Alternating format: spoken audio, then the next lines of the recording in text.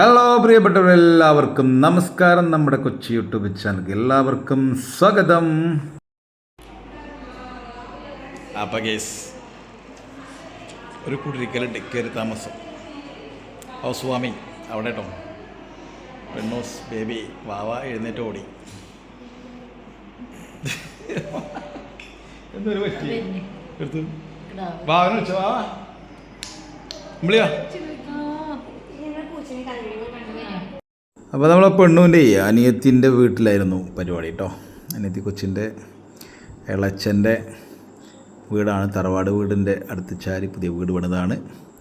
അപ്പോൾ അതിൻ്റെ കയറി താമസമായിരുന്നു ഇന്ന്. അപ്പം ഞങ്ങളെല്ലാവരും ഇവിടെ പോയി പരിപാടിയിലൊക്കെ പങ്കെടുത്ത് കുറച്ച് വൈകിയാണ് പോയത്. പക്ഷേ ഞങ്ങൾക്ക് വേറെയും പരിപാടികളുണ്ടായിരുന്നു. നമുക്ക് കച്ചവടം ഉണ്ടായിരുന്നു.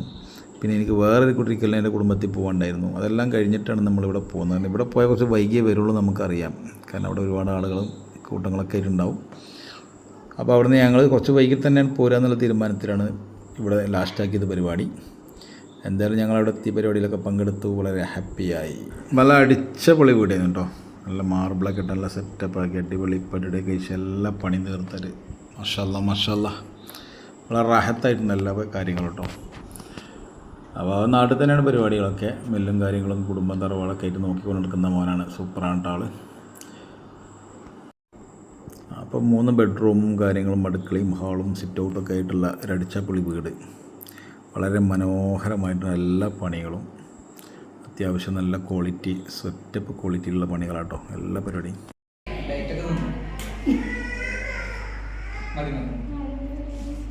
ബിരിയാണി കഴിക്കണം, ബിരിയാണി ഇതെന്നോ എന്തൊക്കെയാണെന്നോ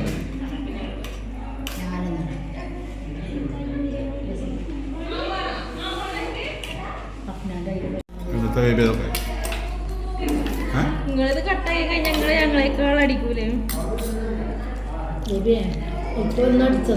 ആ തേങ്ങാച്ചോറ ബിരിയാണിയാ രണ്ടുണ്ടോ?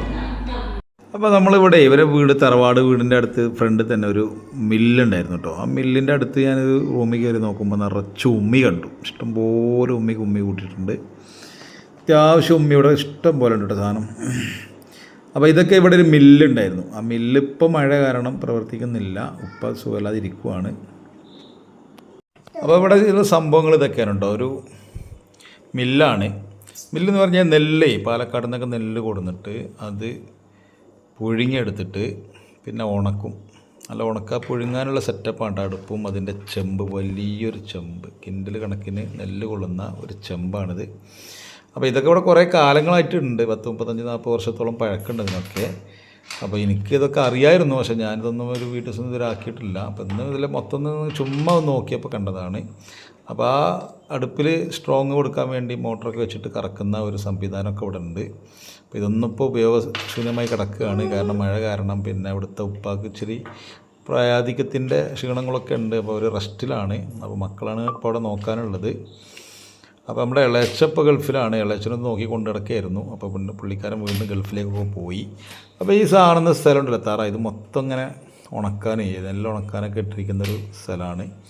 അതിൻ്റെ സ്ഥലമാട്ടോ. അപ്പോൾ അവിടെ ഈ കയറി താമസത്തിൻ്റെ പന്തൽ ഭക്ഷണം കൊടുക്കലൊക്കെ ഇവിടെ ആയിരുന്നു, ഈ ഗ്രൗണ്ടിലായിരുന്നു. നല്ലൊരു ഗ്രൗണ്ട് പോലത്തെ ഒരു സ്ഥലമാണ്. ഫുള്ള് കോൺക്രീറ്റൊക്കെ ഇട്ട് നല്ല തേച്ച് സെറ്റാക്കിയ സ്ഥലമാട്ടോ. ഒരു പഴയ കെട്ടിടമാണിത്, ഒരുപാട് പഴക്കമുള്ള കെട്ടിടമാണ്. അപ്പോൾ ഇതിനകത്ത് മില്ല് സംവിധാനങ്ങൾ, ഇതിൻ്റെ മെഷീനറികളൊക്കെ കിടക്കുന്നുണ്ട്. പക്ഷേ നമുക്കിത് ഇപ്പോഴത്തെ സാഹചര്യത്തിൽ അതിനകത്ത് കയറാൻ പറ്റില്ല, കാരണം അവരൊക്കെ അവിടെ പരിപാടിയിലാണ്. പിന്നെ ഉപ്പാനോട് ചോദിക്കൊക്കെ വേണ്ടേ. ഉപ്പാനോട് ചോദിച്ച് സമ്മതം വാങ്ങിച്ചിട്ടൊക്കെ നമുക്ക് ഒരു ദിവസം കയറി നോക്കാം എന്തൊക്കെ അതിനകത്തുള്ളതെന്നുള്ളത്. പിന്നെ ഇതിൻ്റെ ഫ്രണ്ടേജിൽ ചെന്ന് നോക്കുമ്പോൾ അവിടെ ഷട്ടർ റൂമാണ്, ഷട്ടറുണ്ട്. അതിനകത്തൊരു നോട്ടീസൊക്കെ അവിടെ എഴുതി വെച്ചിട്ടുണ്ട്. വില വിവരങ്ങളൊക്കെ അവിടെ കാണാൻ പറ്റും. അരിൻ്റെ നെല്ലിൻ്റെ വിവരങ്ങളാണ് ഈ കാണുന്നത് കേട്ടോ. കണ്ടോ, മട്ടരി 55, ചെറിയ അരി 60, ഉണങ്ങല്ലരി 60, ഇങ്ങനെ ആ ഒരു റേറ്റൊക്കെ മാന്യമായ റേറ്റാണ്. അപ്പോൾ ഇത് പാലക്കാട് നിന്ന് കൊടുന്ന് ഇവിടെ വണ്ടിയിൽ കയറ്റി കൊടുന്ന് ലോഡ് കൊടുന്നിട്ട് പുഴുങ്ങി അത് ഉണക്കി പിന്നെ അത് കുത്തിയെടുത്ത് അരിയാക്കി ഭക്ഷണത്തിലേക്ക് എത്തിക്കുന്ന ഒരു രീതിയാണ് ഇവിടെ നടന്നുകൊണ്ടിരിക്കുന്നത്. അപ്പോൾ ഇതിനകത്താണ് എല്ലാ സംവിധാനങ്ങളും ഉള്ളത്. അപ്പോൾ നമുക്ക് അകത്തേക്ക് കയറാൻ പറ്റിയിട്ടില്ല അപ്പോൾ ഒന്ന്, കാരണം അവിടെ ഇപ്പോൾ വഴിയാതിരിക്കുവാണ്. മാത്രമല്ല ഈ പരിപാടിക്കല്ലേ. അപ്പോൾ എന്തായാലും അടിപൊളി സെറ്റപ്പാണ് അവിടെ ചെന്ന് കണ്ടപ്പോൾ. എല്ലാം ആ പഴയ മോഡൽ തന്നെയാണുള്ളത്. ഒന്നും പുതുക്കി സെറ്റപ്പ് ആക്കിയിട്ടൊന്നുമില്ല. പഴയ ബിൽഡിങ്ങും പഴയ രീതിയിലുള്ള കാര്യങ്ങളൊക്കെയാണ്. ഉപ്പാൻ്റെ സിസ്റ്റത്തിലാണ് പോകുന്നത്. പുള്ളിക്കാരൻ ഭയങ്കര കർഷകനാണ്, എല്ലാ പരിപാടികളും ചെയ്യും. ഇപ്പോൾ ആ ഒരു പ്രായത്തിൻ്റെതായ പ്രയാസം കൊണ്ട് അടങ്ങിയിരിക്കുകയാണ്, റെസ്റ്റിലാണ് ആൾ. അപ്പോൾ നമ്മൾ ഇളയച്ചൻ നമ്മുടെ നാട്ടിലില്ല, പ്രവാസിയാണ്. വീണ്ടും പ്രവാസ ലോകത്തേക്ക് പോയി ആൾ. നാട്ടിൽ ചെറിയ പരിപാടിയൊക്കെ തുടങ്ങി വീണ്ടും അങ്ങോട്ടേക്ക് തന്നെ പോയിരിക്കുകയാണ്, പ്രവാസത്തേക്ക്. എന്തായാലും അൽഹംദുലില്ലാ ഞങ്ങൾ ഈ പരിപാടിയൊക്കെ കഴിഞ്ഞു. ഇനി ഞങ്ങൾ ചുമ്മാ ഒന്ന് കറങ്ങി മൊത്തം കണ്ടിട്ട് ഞങ്ങൾ തിരിച്ചു പോകും. അപ്പോൾ ഇൻഷാ അല്ലാഹ് നമുക്ക് വീണ്ടും കാണാം. Okay, by.